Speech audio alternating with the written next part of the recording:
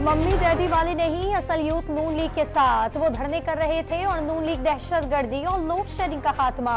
नवाज शरीफ का फैसलाबाद में जलसे से खिताब।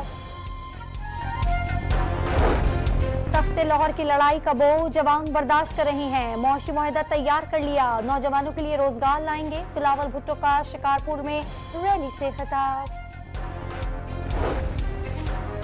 बलूचिस्तान में दहशतगर्दी में भारतीय एजेंसी रॉ मुलविस। 34% पोलिंग स्टेशन इंतहाई हसास, 64% हसास हैं। निगरान वजीर दाखिला जुबैर जमाली के डॉन न्यूज के प्रोग्राम दूसरा रुख में गुफ्तगू।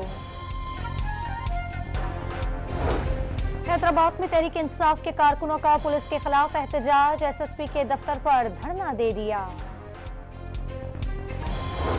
और कराची में आजाद उम्मीदवार अरसलान खालिद के घर पर पुलिस का छापा।